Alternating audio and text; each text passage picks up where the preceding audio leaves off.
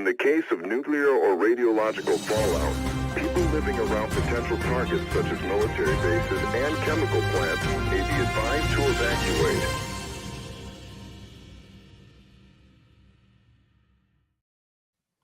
Hello, Sublation Media viewers and listeners and readers and revolutionaries of all types. It's the Sublation Magazine Show. This week, the big announcement at the start is that we are about to launch a pamphlet series. We're working out the price of them, but if you subscribe or support us on Patreon, there'll be a level where you can get them. I wanted to show this.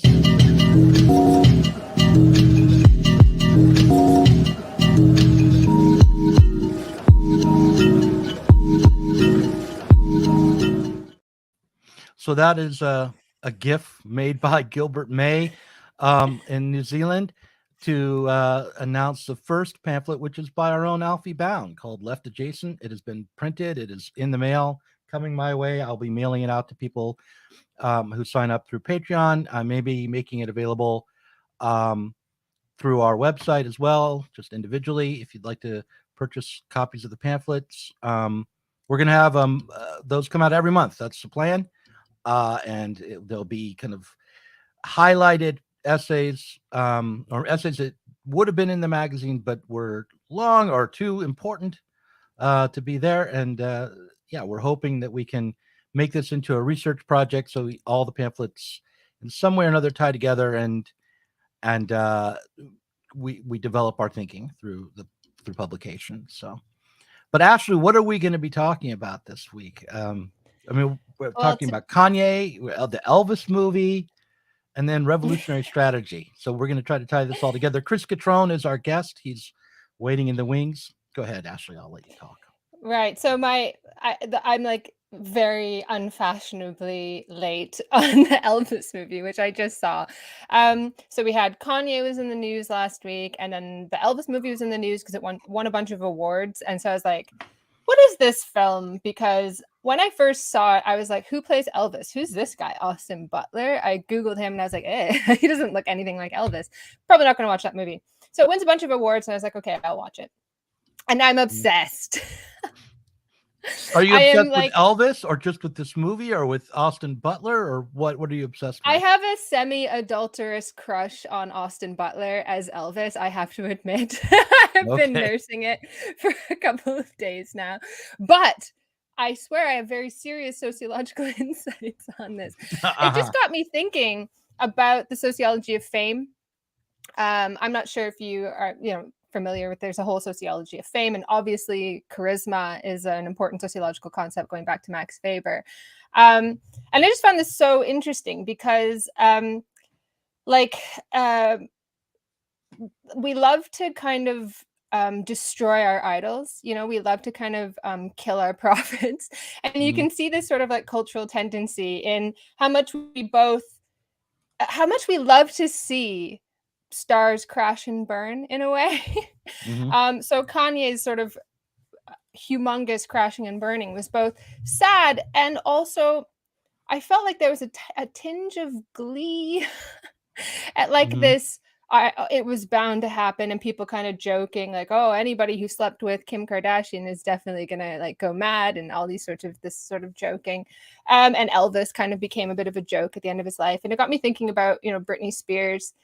Again, kind of crashes and burns, and we hate and love to see it. I don't know. I just find it so interesting that we both admire and hate people who are famous because they get to do the things they get to. Their work is something they enjoy, which is something, or supposedly they should enjoy it, and they get to become rich. And even if they are exploited, I know this is very controversial. Exploited in the Marxian sense of exploitation being a relational thing, not an absolute thing. That is, that relative to the amount that they actually take home, they can be ruthlessly exploited. But they get to kind of enjoy their exploitation, supposedly. And so we kind of put them on a pedestal because they do what we would like to do, but we also love to see them fall. I just want to flash this on the screen real quickly. There he is. Oh my God. Oh, look at the smolder. So, yeah. So what I'm going to be a nerd for a second and say I'm not sure that wrong direction. Celebrities are technically exploited, or if they produce value in the usual sense that Marx means it, because their labor time isn't what is creating value. It's let me qualify that intellectual property. But go ahead. Yeah. No, obviously there are lots of ways in which celebrities are not exploited in the Marxian sense. Lots, myriad ways. Obviously, in addition to what you said, they also become capitalists themselves a lot of the time. Smart ones do anyway. But there's also like a lot of, with musicians, for example, a lot of the money actually comes from touring, because the music industry, I don't know if it's still this way. They may have found a way to pull some money out, but for a long time it was a real problem. And so where the money was coming from was just like relentlessly touring and performing. And this is what they did with Lady Gaga. They like kind of put her out on this enormous all these tours. Britney Spears was just awful. Like they put her in a cage, basically pumped her with drugs, and they're just like cracking that whip because so many people are making money off of it. Same thing happened with Elvis. They basically put him in a gilded cage. He did something like, I read that he did 600 Vegas shows, but in the movie he yells 800 shows. But it was just awful. And he went to the hospital for exhaustion at one point, and he had like hepatitis, but not just hepatitis. He had like a ton of things all at once, and they were still putting him on the stage. Like it ruthless, unbelievably ruthless. So obviously they enjoy this part. I think is exploitation, in the sense that the amount that they actually take home is small compared to the enormous amount of money that other people are making off of them. And in the case of Elvis, like his manager was taking up to 50%, right. And the venues were taking a huge amount. But this is the thing about exploitation that people don't really, obviously I've qualified this. There's lots of other stuff going on that's not exploitation. But this is the thing about exploitation that people don't understand, is that exploitation is relative. You could be, making a ton of money in a job or whatever, but still be exploited, because in relation to the surplus value that you produce, you could be more exploited than somebody who makes significantly less than you. And I think people tend to see exploitation in absolute terms, and this is why people don't understand Marxism a lot. They're like, oh, how could I be exploited? How is this person exploited? That's ridiculous. But in relative terms and in economic sense, they can be still exploited, even if you enjoy your exploitation or you're comfortable in it.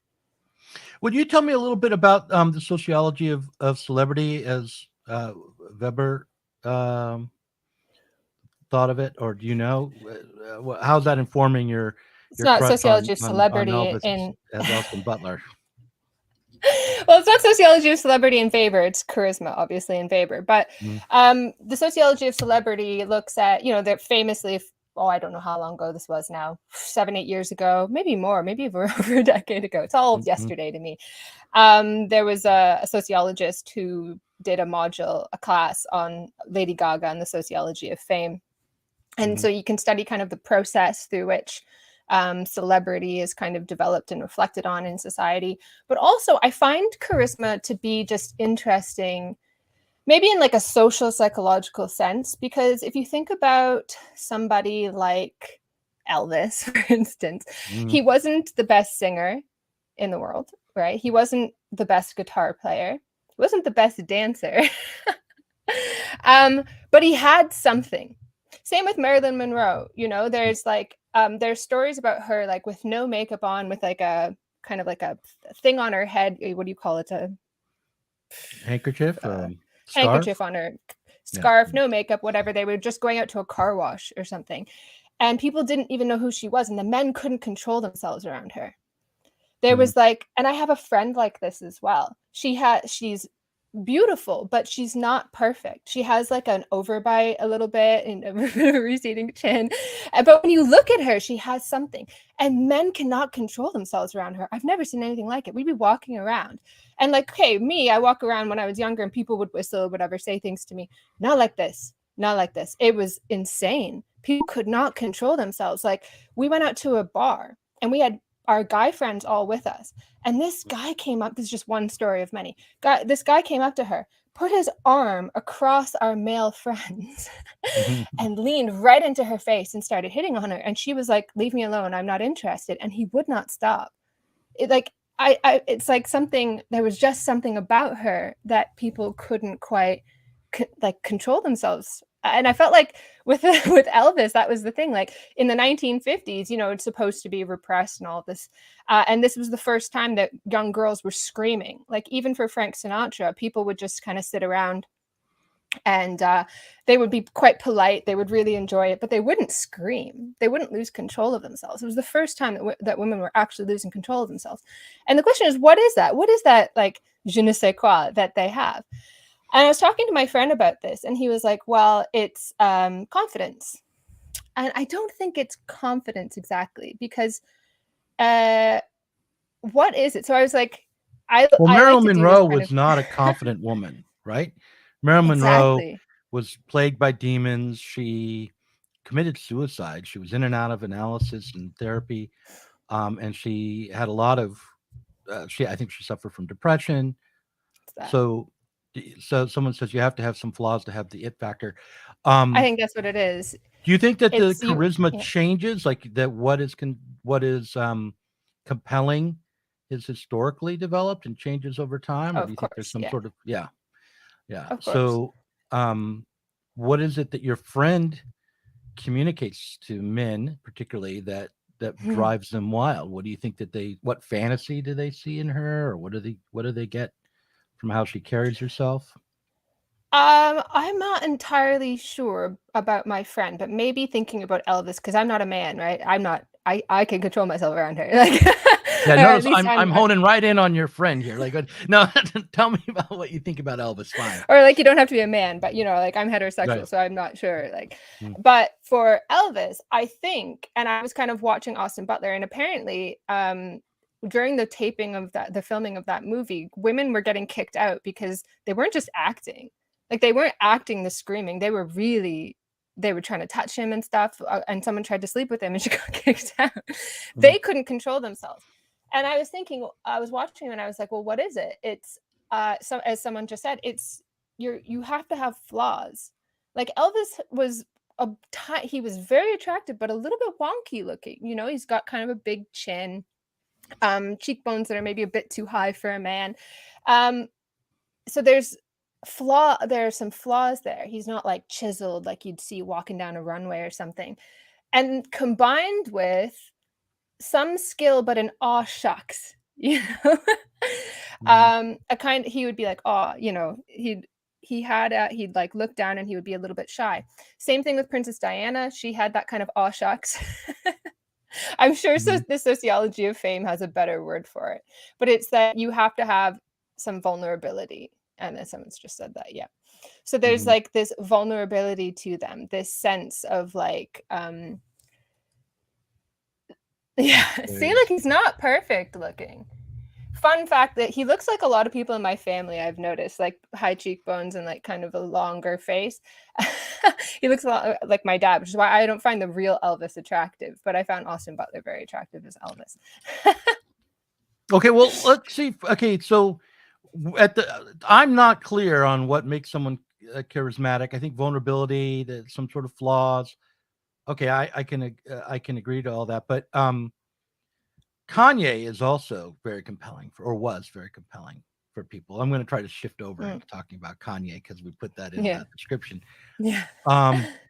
But I think Kanye has entered his complete kind of self-destructive phase now. I don't know if he'll be able to recover. I mean, he could announce, "So I'm going into treatment. I am very sorry for what I said. I was in a delusional state." I think that would all be true for him. From what I can tell. But I don't know if that will be enough to help him recover his fan base and continue to have the same kind of career that he had before. It's amazing to me that he was ever like worth $1 billion. Yeah.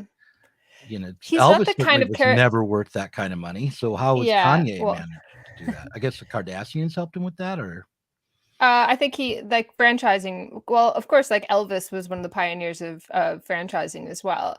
Mhm, Franchising. What I'm talking about merchandising, mhm, merchandising, but also franchising. Like he had all these mhm, stores, and didn't he? All that kind of stuff. mhm, I'm not mhm, 100% sure, but merchandising. Like Elvis was a pioneer of that. He had like clothing lines, all these sorts of things. They do all kinds of stuff to try to make up the money, to use the fame to kind of spread it out as long as possible, and as many areas as possible. They kind of expand. But he's not like charismatic in the same sense of the people that we're talking about. And I think it kind of hits on the fact that maybe you have to be a little bit mad that fame is also about a bit of madness. And I say madness in like the sociological sense of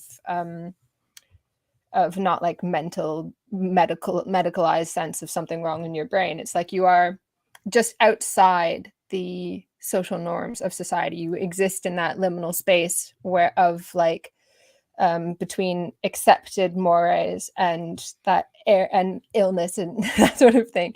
And they live in that small space in between that's just outside of medicalization and just outside of norms. I think celebrity inhabits that space a lot of the time. And what Kanye has done is he's now shifted out of that space into the danger world.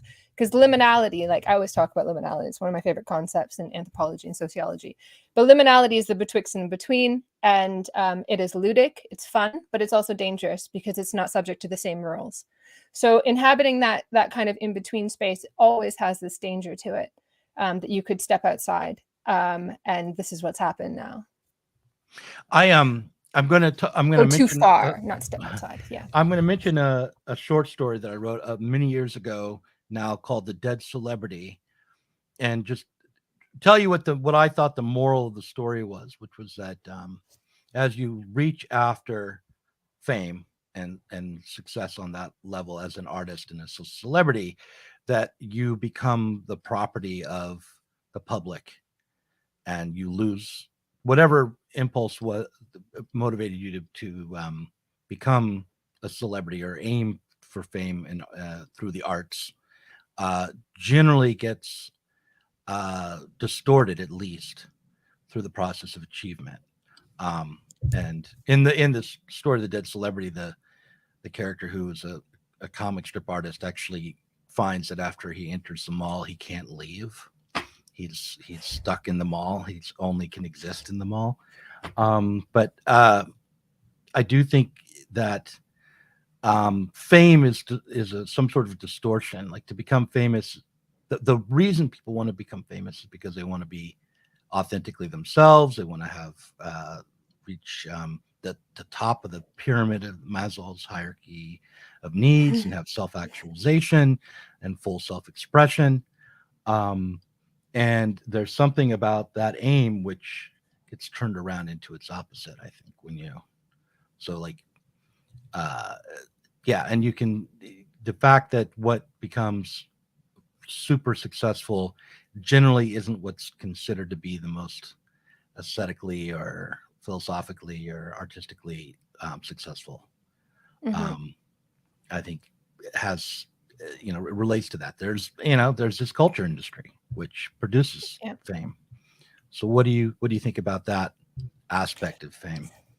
Yeah, I think when it's the same thing with anything, right? Like when pleasure becomes a business, it becomes subject to all the same imperatives of business. So we want to self-actualize. We want to be fully ourselves and to be loved and respected and make money and or have our freedom. I don't say because money first is freedom. It's the access to all things. So you want that kind of freedom on the basis of your own self-actualization. You want that, like to be fully yourself, to express your creativity, and through your creativity gain your freedom. But within capitalism, that desire for escape then becomes commodified because there is no escape. There's no crack. There's nothing. it appears that way. You're like, I see this crack, I can maybe go through it, and I can escape this rat race and so on. But then it becomes subject to all those same things, that you got to work harder, you got to do more, you've got to take that, whatever, find exactly what that essence is, rationalize it, and give it to people harder, and then it becomes everything that it wasn't. And then people, I think, realize that and go a bit mad. I feel like we could keep talking about celebrity. There's something very compelling about celebrity, and especially Marilyn Monroe and Elvis Presley, and as you point out, Austin Butler as Elvis. But we should bring in Chris Cutrone. Chris asked to come on the show to talk about revolutionary strategy, but maybe he has something to add to the conversation about celebrity and Kanye as well. Hi, Chris. Welcome. Hey, Hi, Chris. Has celebrity been kind to you? Yeah. How do you deal with being a celebrity, Chris? Oh, it's strange, isn't it? No, I was thinking about what you were saying about Kanye, because I use him as an example in my academic teaching, but I used the anecdote from many years ago now when he interrupted Taylor Swift at the Grammys. And the next day, President Obama had a press conference, and there was like a hot mic moment. Like, it wasn't actually part of the press conference, where he was asked what he thought of Kanye interrupting Taylor Swift at the Grammys. And Obama said, Kanye's a jackass. And I feel like Obama was right, and we should just leave it at that. Right. No, really, because, I mean, he, but in terms of like, I mean, obviously the real story with Kanye West now, it's really about Trump. It's not about Kanye. Mm-hmm. And Trump is very similar, isn't he? Mm-hmm. Right? Very similar. I mean, he's charismatic. He's also vulnerable. He's got that kind of weird, disarming, kind of unguarded personality. Mm-hmm. People think that he is himself. I mean, I think that he's a lot more deliberate than that. I don't think that he suffers from the mental health issues that Kanye clearly does. Mm-hmm. Kanye, this whole trip to nowhere by Kanye started with him on Tucker Carlson. And I watched that when it was first broadcast. And Tucker kept on saying, oh, people say this guy's crazy, but he's not. And I'm like, no, he clearly is. And I felt like this was Tucker Carlson's racism. I hate to use that. Yeah, I just thought, okay, he just likes to have this crazy black guy on. And, saying these things and then saying that he's not crazy, implicitly meaning he's not crazy, he's black. Right? And I just thought, this is the pits. And so, but it's really, I feel like that's the story with Kanye all these several past years, is that he's become a kind of Trumpist or a kind of whatever, a right winger. It's like Elon Musk or something, right? And Elon Musk also famously suffers from mental health issues. Did you see Elon Musk hosting Saturday Night Live? No. And so he hosted Saturday Night Live, and that was controversial, right? And his mother came on. At a certain point in the show, he brought his mother onto the stage. And, it was like, oh, I'm so proud you've come so far. And implicitly it was, given that all that you've struggled with personally. Mm-hmm. Right? And speaking of Saturday Night Live, the Dave Chappelle moment recently where he was discussing Kanye's anti-Semitism, and Dave Chappelle was sort of engaged in the anti-Semitism himself in that opening monologue.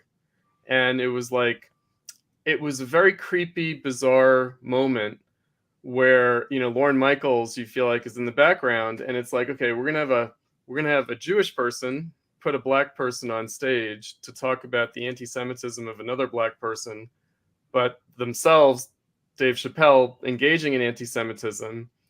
And you know what that's all about, by the way, like black anti-Semitism? It's about the Democrats. It's about the Democratic Party. It's because, like blacks, Jews are also overwhelmingly a constituency of the Democratic Party. So the conflict between blacks and Jews, especially in municipalities where Democrats reign, in places like New York, where I'm from, and Chicago, where I live now, this, it's almost a kind of legendary kind of conflict between blacks and Jews, and black anti-Semitism figures in that. and so it's the Nation of Islam and it's Al Sharpton and it's this and that, as well as just normal American anti-Semitism. Of course, blacks are just as anti-Semitic as whites. No reason why they wouldn't be. But just rehearsing that, and it's like, okay, in 2022, we're still there. We're still in this kind of 1930s and 1960s and 1980s and 90s kind of moment. Hakeem Jeffries is now going to be the House Minority Leader, and his uncle is Leonard Jeffries, who's a famous anti-Semitic black nationalist professor in New York, in the City University of New York, who has a whole crackpot racial theory about ice people and sun people, right?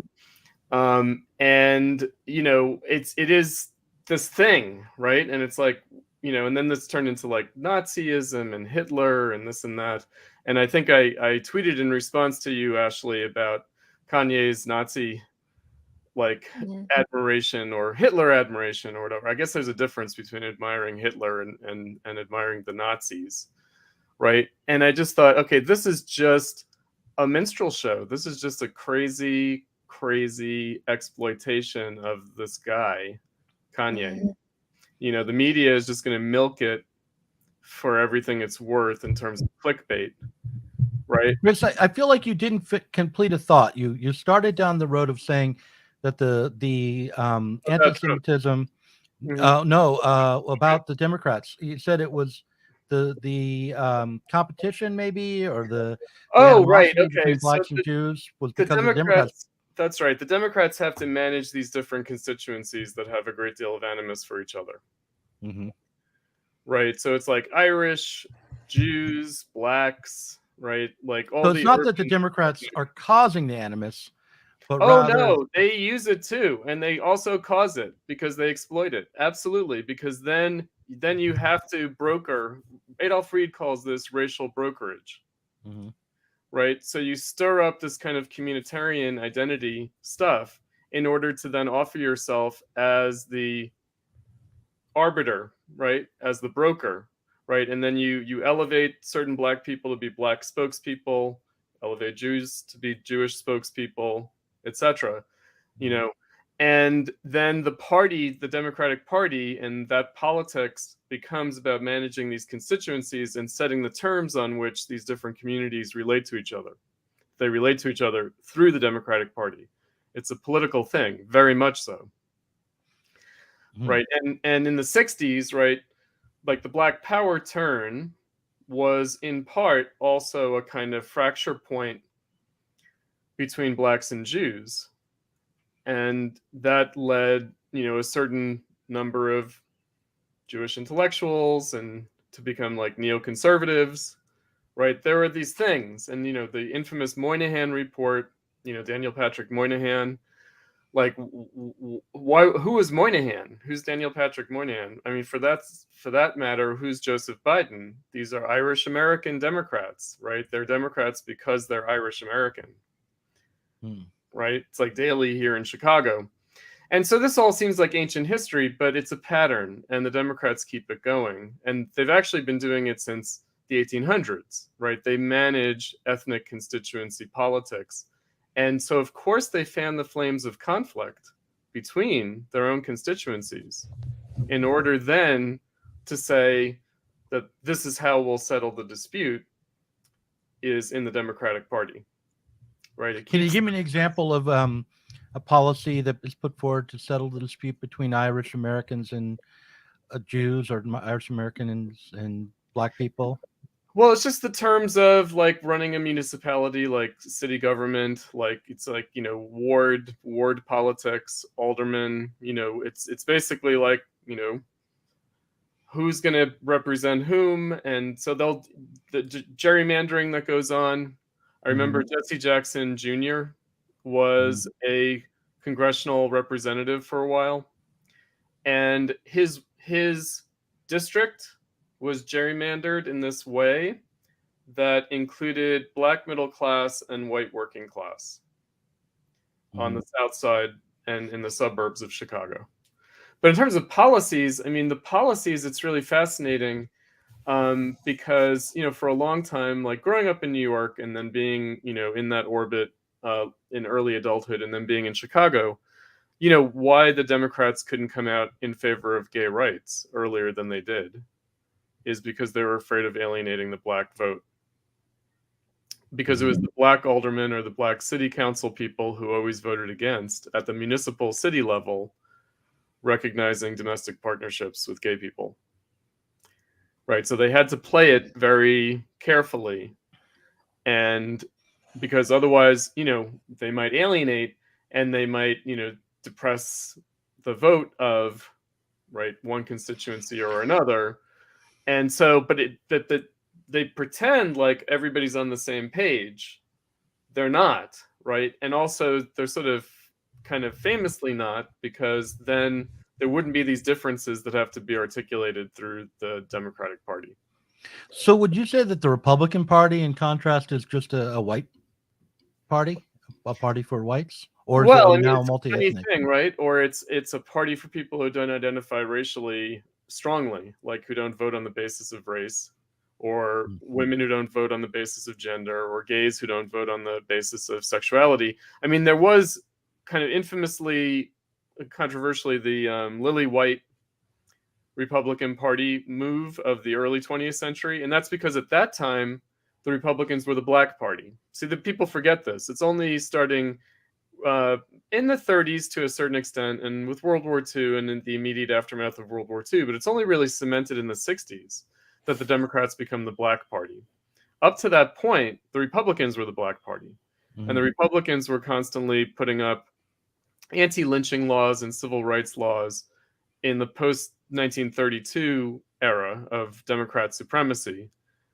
And the Democrats were constantly voting it down until LBJ got a few Democrats to side with the Republicans, and that's how they passed the civil rights legislation. They passed it with Republicans voting all for it, and some Democrats voting against and some Democrats voting for it. Right? I mean, this is what, if you think that the Voting Rights Act and the Civil Rights Act of the middle 60s, if you think that those were passed with all Democrats and some Republicans, no, it was quite the opposite. Right? So the Republicans were the black party, but because blacks in the South were disenfranchised, it became more of a liability than an advantage for the Republicans to be the black party. And so then there was this argument of maybe we should ditch the black constituency, right? And so there was an argument for becoming the Lily White. So Lily White Republican, right, was this thing, but it didn't happen until much later. It didn't happen until really after the 60s. So everything that we assume now, I mean, the other thing is, of course, the Republicans were the liberal party and the Democrats were the conservative party until FDR. That's the other thing that people don't remember. Although progressive historiography has rewritten this so that the Republicans are like a little bit too related to the Know-Nothings, right? Because the Republicans came out of the Whigs, and the Know-Nothings were the Whigs who didn't become Republicans, and the Know-Nothings were famously anti-immigrant, right? So it becomes, the Democrats have always been the Democrats, small d Democrats. They've always been more inclusive because they stood for the Catholics, for the immigrants, against this WASP elite and this WASP population that was bigoted. But that's really quite a distortion of things. I always like to point to the draft riots during the Civil War against the Union effort, right, in which they lynched black people. Irish Americans led by Democrats. That's how that happened, right? Because the Democrats in the North were Confederate sympathizers. They were really against the war effort. And so they did things like stir up white ethnics to lynch black people to try to sabotage the war effort in the Civil War. Right? So, we shouldn't naturalize what we've got now, but we should keep in mind also that the Democrats have been doing this for a long time. They are the ethnic constituency party for a long time. And so immigrants coming into cities had to be integrated into American politics through the urban machine system of the Democrats. That's what's happened in the last, I don't know, 150 years. How did the Democratic Party become associated with labor? Well, it didn't. I mean, that was also through the ethnic constituency stuff in the urban centers, right? They got associated with the conservative side of labor, the AFL. Mm-hmm. And the Knights of Labor before that were not. They were more along with the Republicans than they were with the Democrats. But the AFL became affiliated with the Democrats by virtue of, again, the environment in which they operated and in which they became part of the machines system of the Democratic Party. And, interestingly, I think it's in the neoliberal era that labor becomes much more solidly Democratic Party oriented, because prior to that, they might have been like AFL-CIO might have been generally oriented towards the Democrats, but they also were careful not to be just taken for granted as a constituency of the Democratic Party. And so they did often endorse Republicans in a way that they don't now. And that's the neoliberal era, is really the era in which labor is subordinated to the Democratic Party completely. Like, it started in the 30s, but it really got solidified in labor's era of decline in the neoliberal era, so, ironically enough. And again, that makes a lot of sense. Yeah. No, it raises the question of whether the Democrats really are progressive in comparison to the Republicans, because when organized labor became associated very strongly with the Democratic Party as a solid constituency, it's in the era of organized labor's decline, and it's when they're on the defensive. And so they're trying to basically conserve what they have against the neoliberal onslaught, right? Mm-hmm. Against the necessities of capitalism, right, which the Republicans embodied. And so it just raises this question of, okay, who's conservative and who's progressive, and what does progressive mean?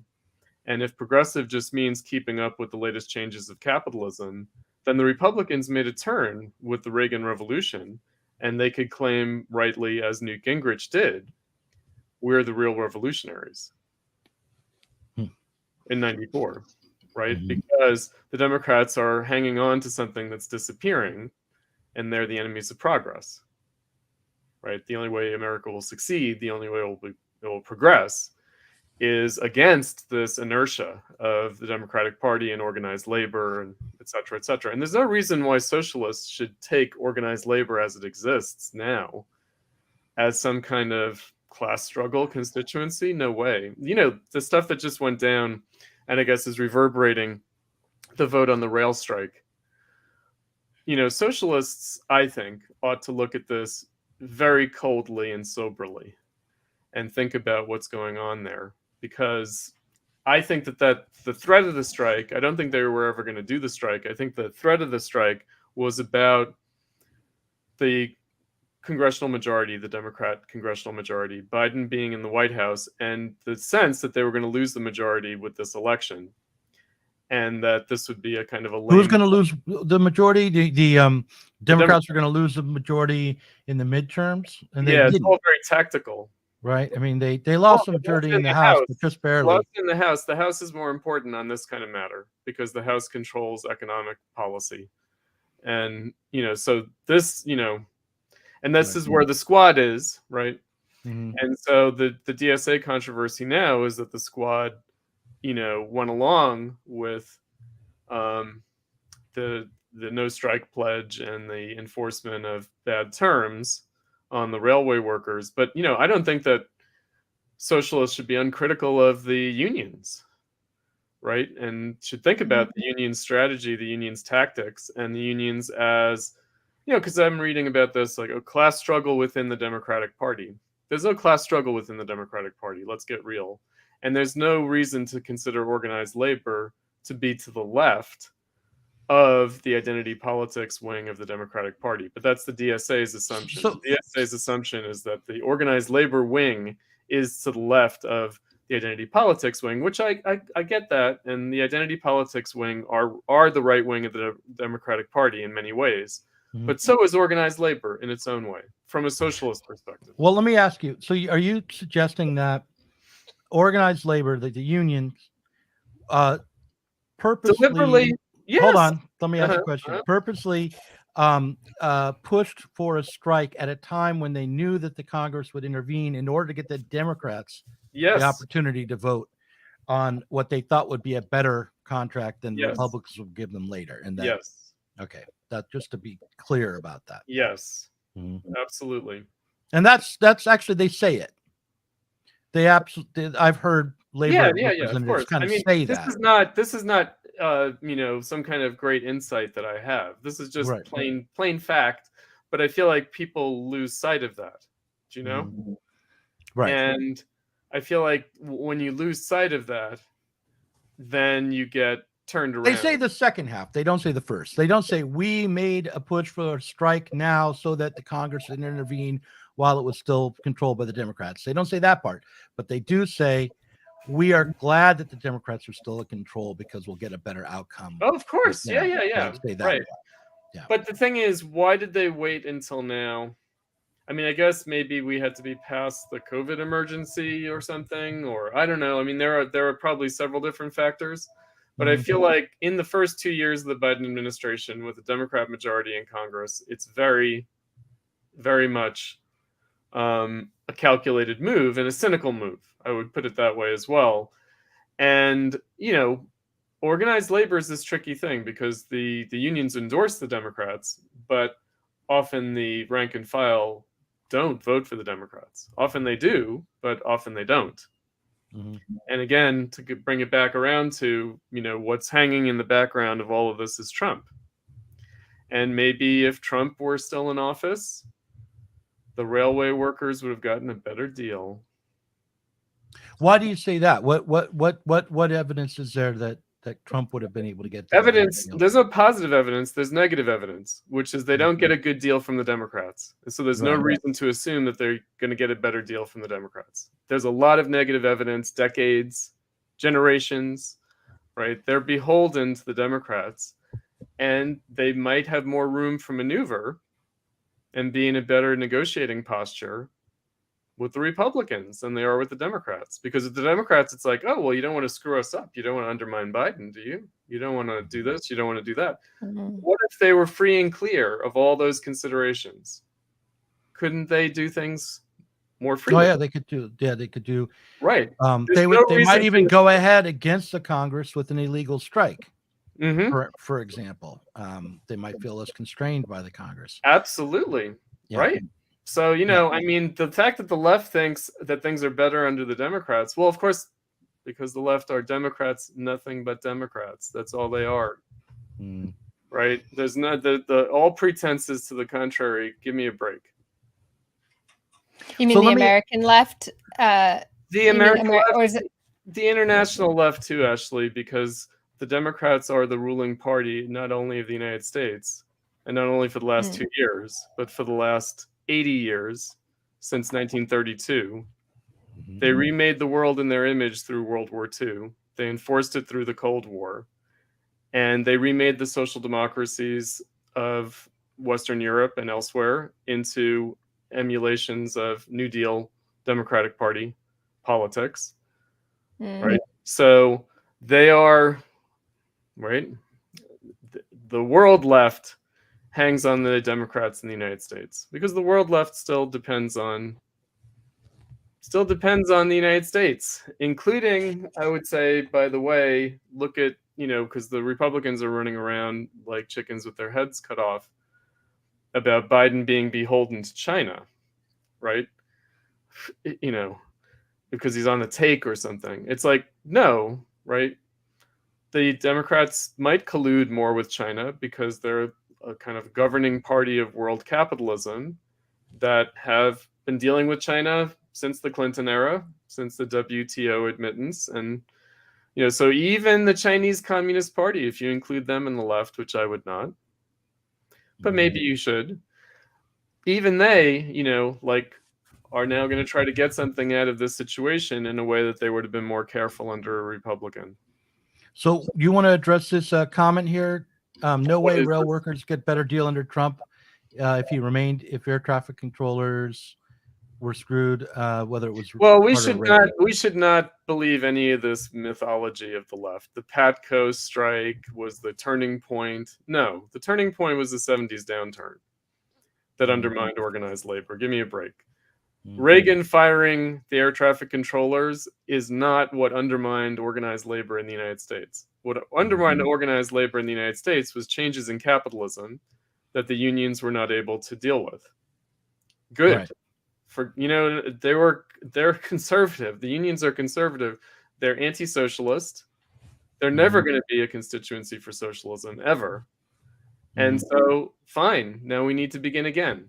Would you include the Wobblies as that kind of the union? Wait a second. You jumped from the 80s to 1906. How did you do that? Well, there's still an IWW out there. No, the Wobblies today are not the Wobblies that were. And the Wobblies that were Eugene Debs' attempt to create industrial unionism 20 or 30 years before the CIO. Right. When it would have been a radical and socialist move to have industrial unionism. In Oregon, the IWW is still attempting to organize workers. Oh, no, I'm sure. And God bless them. It's fine. Like but they are not the organized labor we're talking about, are they? That's I just wanted to clarify that. No, the organized labor that we're talking about is AFL-CIO, Democratic Party constituency. That is organized labor, not some leftists running around, not some anarcho-leftists running around. No. Okay. So the mythology is, the CIO made FDR implement the New Deal. No, they did not. They did not. FDR came in wanting to do the New Deal. Why? Because his uncle Theodore Roosevelt gave him the idea in 1912, and the same people who crafted the idea in 1912 worked under FDR in 1932 when he was elected and subsequently. And it was only then, under those conditions, that organized labor had an opportunity. But that opportunity was squandered because it was to become a constituency of the Democratic Party. Right? So, but again, the mythology is, organized labor pushes Democrats to the left. No, the Democrats pull new organization of labor to the right. Right, into a reliable co-management constituency of capitalism. And that's that. I mean, there's just no, right? So Eugene Debs in 1906, that's a different world. That's an entirely different world. Although the Democrats are the same because they're still doing their ethnic racketeering. Ashley, I feel like you've been cut what up. Do you think about? So, what do you think about like the wave of strikes that's happening in the UK now? Well, that's interesting, right? And it is, there's the question of the right-wing leadership of the Labour Party, right? So I see that as a pressure tactic again within the Labour Party, and I guess the left would consider it to be class struggle within the Labour Party. I'm like, no, neither Corbyn represents like the working class in the class struggle in the Labor Party, nor does Keir Starmer represent the capitalists in the Labor Party. No, give me a break. No, absolutely not. No, right?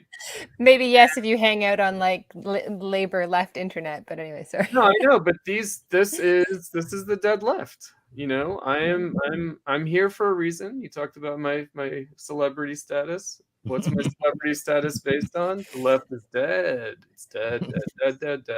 It's dead because it's not socialist. It's not dead because it doesn't reach the. It doesn't. He is Elvis.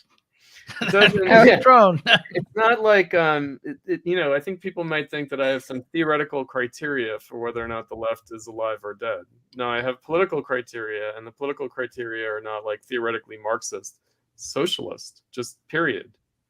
Are we working towards socialism? No, and therefore the left is dead. Period. So you were going to come on and talk about revolutionary strategy. In a way, I feel like we have been. That. We can talk. Can I just say something Yeah, go point ahead, there. Ashley. So Yeah, thinking about absolutely. it for a second. On this idea, like the left is dead because it's not socialist. I just want to say, like that, I feel that to my core, because this is one of the big criticisms that I get, like that I'm too hard on the left and I'm not hard enough on the enemy. And that just speaks so much to what people think that the left is. The left exists to oppose the right and to like fight against them like they're the bad guys, instead of like the left exists to work towards something, and whoever's with us on that path is with us, even for a few steps of it. Sure.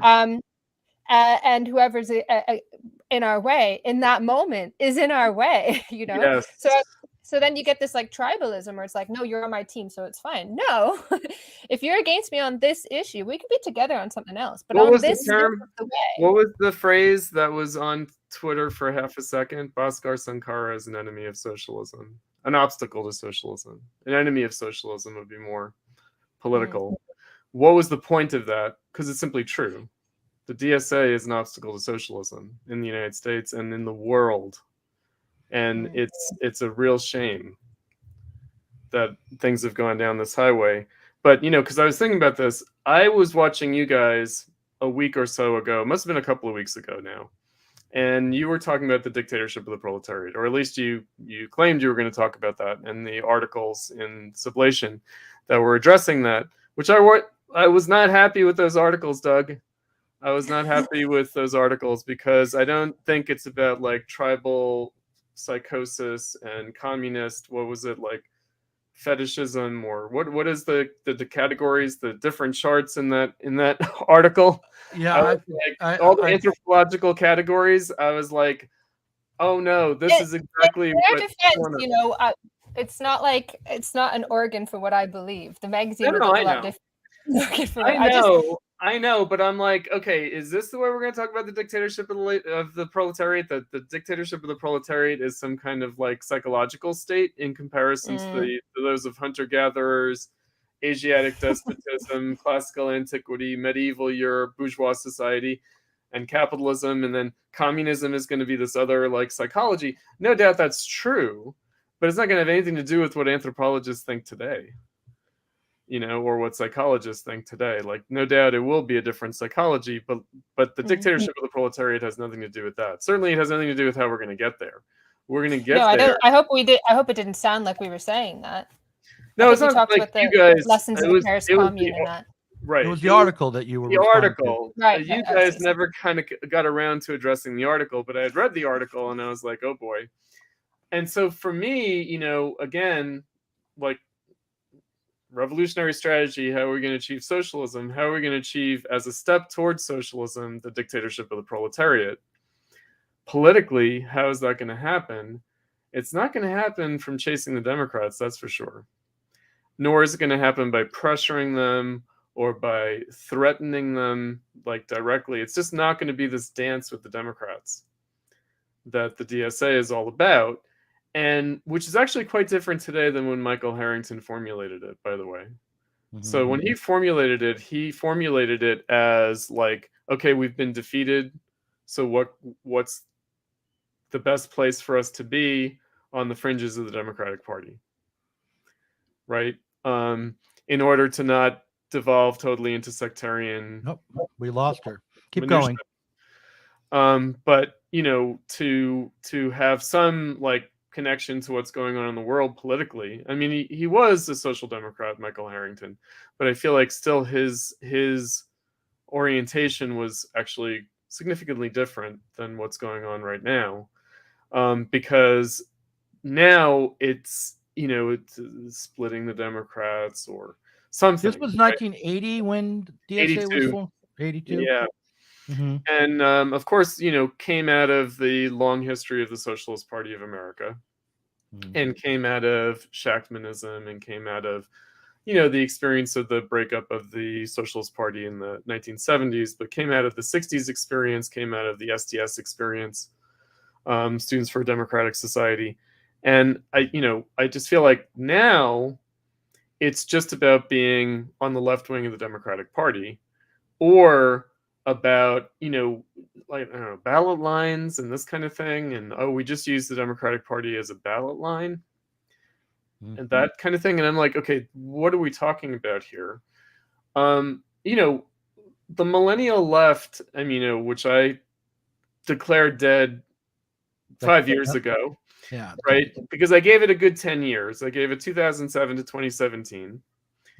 And, you know, and it cashed out on the Bernie campaign in 2016, and then worked towards electing the squad in 2018, and, you know, has been carrying on since then in this way. So why, right? Because there was a moment where I thought maybe, and that's what Platypus has been motivated by, and that's what brought me out of retirement. Because I had retired from the left in 1993, gone, and brought back because I thought, okay, maybe the millennials can do what the new left failed to do. And also what the 30s left failed to do, which is reestablish the Socialist Party. And that's, you know, that's where you guys got into like the subjective and the objective, and determinism versus voluntarism, like the classic antinomies, right? And I feel like, well, first of all, yes, it's going to be subjective and objective, and yes, it's going to be determined and voluntaristic at the same time. It's going to be a dialectical process, the building of a socialist party, but also it's not going to be sort of the Socialist Party addressing capitalism in these antinomical ways. Is it subjective? Is it objective? Is it determined? Is it a matter of will?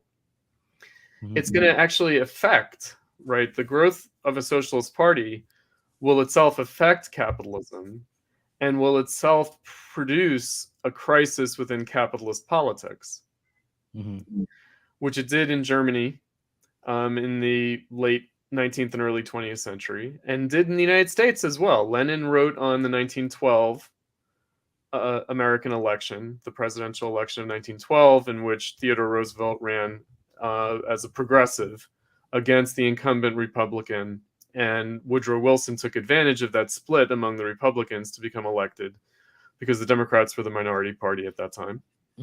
And Lenin simply said, this shows the effect of the growth of the Socialist Party of America, this crisis in capitalist politics, because of course it's true.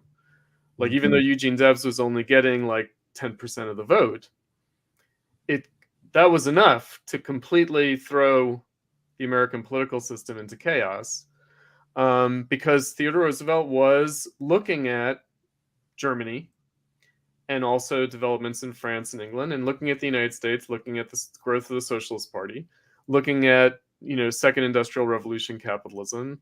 And he was saying, you know, unless we meet this challenge, the socialists are here, right? And they're going to take advantage of this. And, you know, I think the Socialist Party was more of a threat in 1912 than it has ever been since in the United States. I'm sure that's right. That's true. And What was it about 2006? minority. What was it about 2006 that made you, or 2007, that made you feel that there was that kind of world historic opportunity in the millennial left? Well, they were young enough, first of all, and there was, you know, our generation, Doug, dropped the ball big time. And Not me, Chris. I was reading all the zines I was supposed to read. That's what dropping the ball looks like, right? I was having a carnival against capitalism, Chris. Yeah, no, dropping the ball, well, carrying the ball of the boomers of the 60s left, being entirely beholden to them, and not having a thought of our own, only having a kind of second-rate derivative thought coming from the new left. And, you know, Bhaskar Sankara, who I mentioned, like, he spoke at the ISO Socialism Conference, and he said, you know, that he saw himself as trying to lead the millennial left into a dialogue with the boomer left, with the 60s left, over the heads of the intervening generation of 80s leftists who hadn't contributed anything. And he's saying that to the ISO, and the ISO cadre were actually Gen X 80s leftists. And, you know, the implicit, explicit criticism of them, you know, they laughed nervously when he said that. But there was also a recognized need. And at the beginning, I always like to point to the new SDS, the newly refounded Students for a Democratic Society. And they had an adult organization mentoring them, the Movement for a Democratic Society. They were the old SDSers from the 60s, Carl Davidson and others, who explicitly told them, don't follow us. Right? The advice that we have now is don't take our advice. Or the advice that we have now is don't emulate what we did. But then they did. The millennials. And they've basically remained beholden to the 30s Stalinism and the 60s and 70s also Stalinism. Old left and new left, they've stayed there, and they've made gestures, because Bhaskar did he had a neo-Kautskian moment, right? But he understood as left unity, that's what reestablishing the Socialist Party required. It required left unity, and the DSA he positioned to be the left unity organization. But again, more influenced, less by Kautsky and more by Ralph Miliband.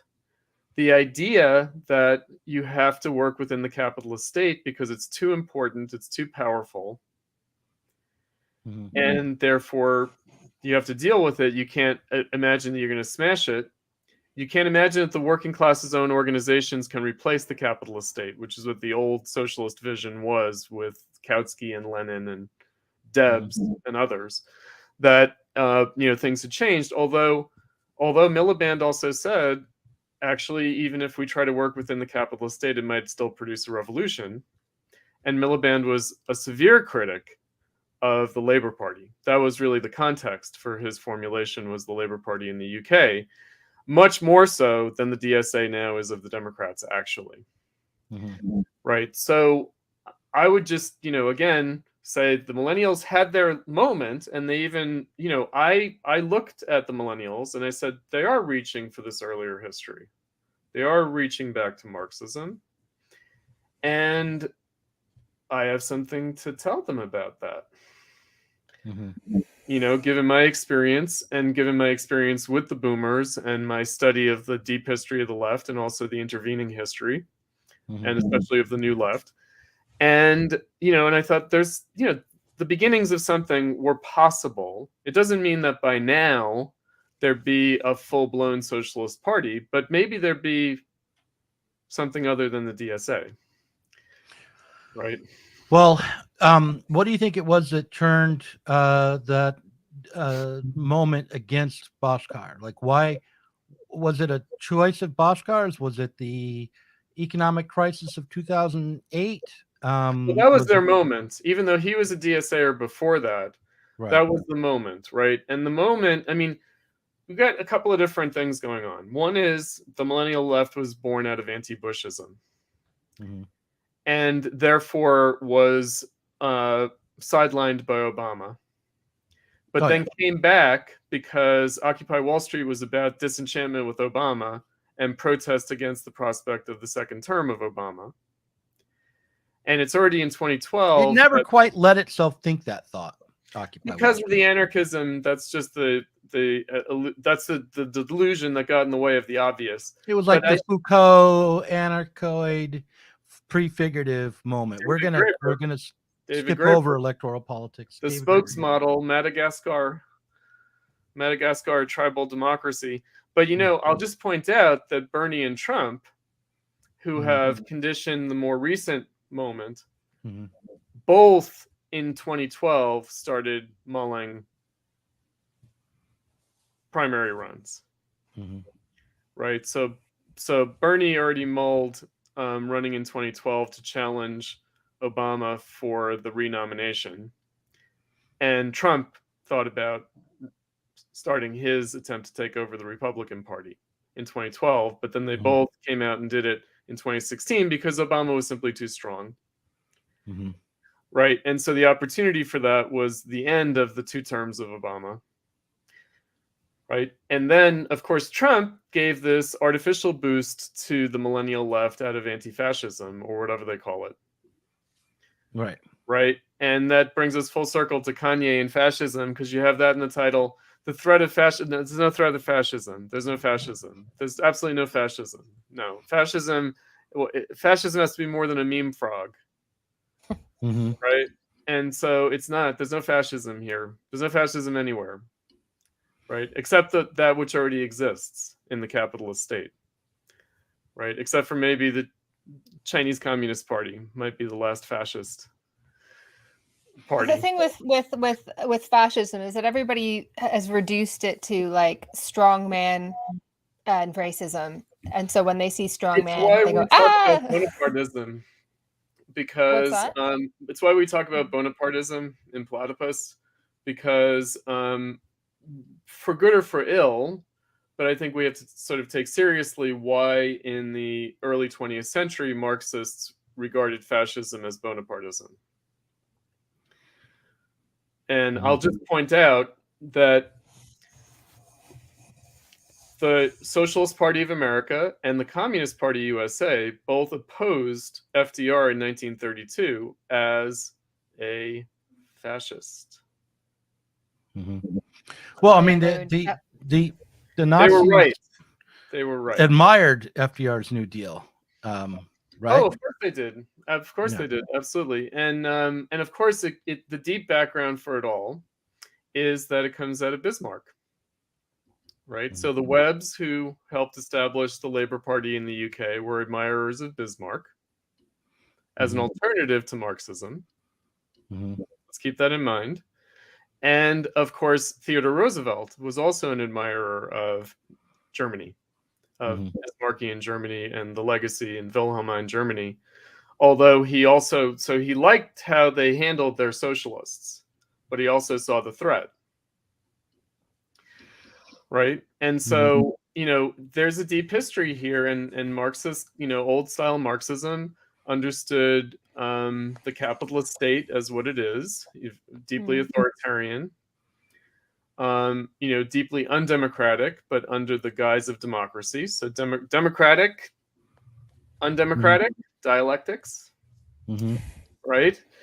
In other words, Marxism had a dialectical understanding of politics, not only of economics, right? I know that you guys are like great admirers of value form critique, Das Kapital, the Grundrisse. It's all wonderful stuff, but the basic political assumptions behind it is about the dialectical conception of politics, right? And that's where, again, this whole, it's like everything's fascism, right? Notice the Republicans and the Democrats call each other fascists, don't they? Right? And basically, they're accusing each other of Bonapartism, and they're accusing each other. And they're both right. And they're both right. They're both right. They're both right. Absolutely. Right. And the socialists, of course, are in the position to say so. Right. But they have to be in the practical position of saying so and having it mean something. Yeah. Well, I know you have to go to teach a class soon, right? But Chris, you should come back on. I want you to, at the beginning, just before you go, I'm going to do this again for not very long. But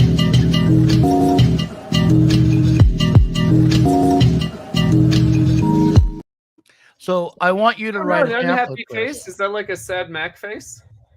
Yeah, I guess so. I don't know what that means. Do you remember when the Macs used to crash and they used to give you the sad Mac face? Yeah. I remember that. Yeah. Yeah. Actually, you remember that?